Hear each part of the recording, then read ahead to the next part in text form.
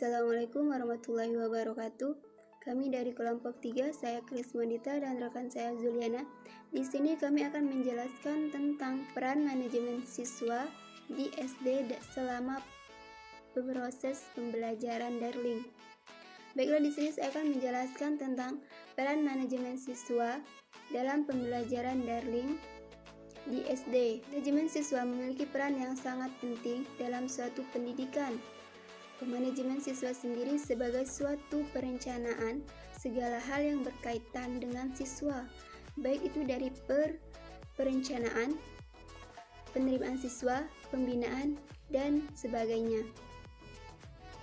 Dengan kata lain, manajemen siswa ini merupakan proses keseluruhan dalam pencapaian tujuan pembelajaran di sekolah. Dan dalam situasi saat ini, di mana proses pembelajaran dilakukan secara daring.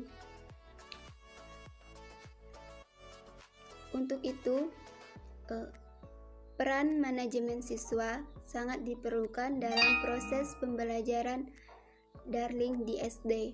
Ada beberapa peran manajemen siswa dalam pembelajaran daring ini. Peran manajemen siswa yang pertama yaitu guru harus siap siaga. Maksudnya di sini guru harus bisa menggunakan teknologi dan perlengkapan daring terlebih dahulu sebelum guru melakukan pembelajaran daring.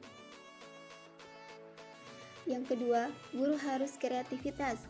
Maksudnya di sini guru harus bisa mengatur, merancang atau mendesain pembelajaran daring yang ringan tetapi tetap efektif.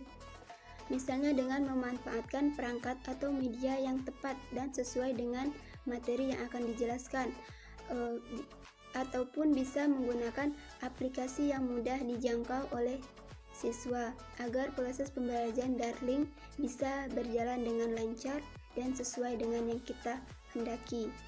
Yang ketiga, guru sebagai motivator. Maksudnya di sini guru tetap harus bisa menjadi motivator untuk memberi motivasi pada siswa untuk tetap belajar, tidak mengeluh, dan tetap berusaha. Berhubungan dengan keadaan saat ini, maka motivasi guru itu akan lebih benar-benar harus bisa mengajak atau memotivasi siswa agar siswa tidak down dan tidak menurun keinginan untuk belajar. Baiklah, mungkin hanya itu peran manajemen siswa terhadap pembelajaran daring. Selanjutnya akan dijelaskan oleh rekan saya Zuliana tentang dampak positif dan negatif pembelajaran daring.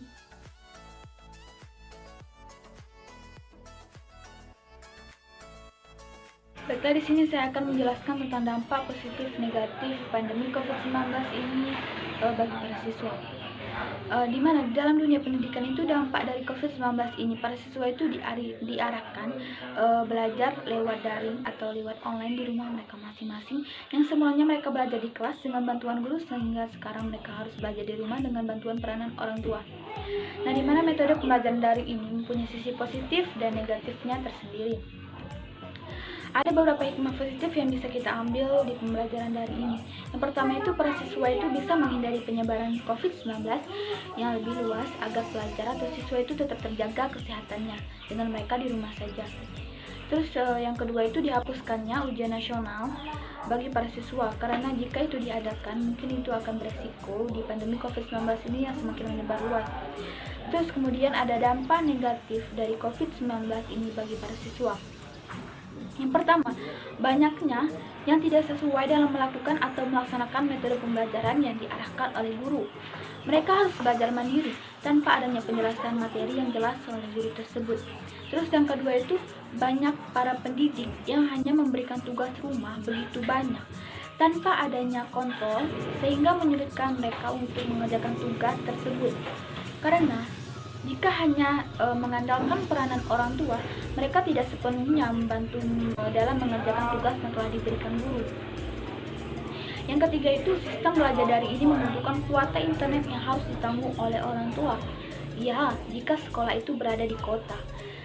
Sedangkan sistem pembelajaran di desa itu hanya membutuhkan pembelajaran sistem yang manual, dengan guru memberikan tugas ke rumah masing-masing siswa, sehingga membuat sistem pembelajaran lebih kurang efektif. Terus kreativitas siswa terabaikan. Kenapa demikian? Karena tidak dapat menyampaikan atau merealisasikan ide-ide yang telah mereka dapatkan secara bebas. Yang terakhir itu, para pendidik itu hanya memberikan tugas yang banyak, dan ini hanya menjadikan beban serta dapat mempengaruhi kesehatan dan pola pikir belajar siswa yang menjadi stres dengan di rumah.